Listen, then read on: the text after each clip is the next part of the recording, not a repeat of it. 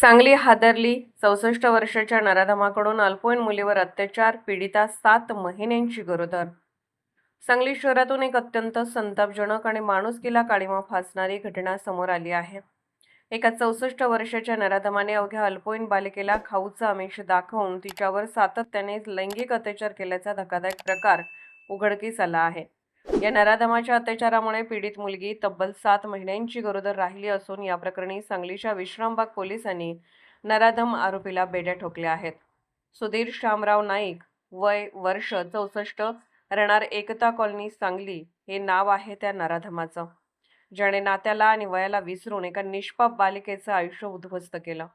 पोलिसांनी दिलेल्या माहितीनुसार आरोपी सुधीर नाईक हा घरी एकटाच असायचा.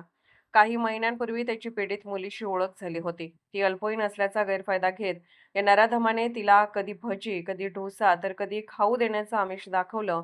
नोव्हेंबर आणि डिसेंबर 2025च्या सुमारास त्याने मुलीला घरात एकटं गाठून पहिल्यांदा तिच्यावर अत्याचार केला आणि कुणालाही न सांगण्याची धमकी दिली. भीतीपोटी मुलीने हा प्रकार कुणालाही सांगितला नाही, ज्याचा फायदा घेत हा नराधम 9 महिने तिच्यावर सातत्याने अत्याचार करत राहिला.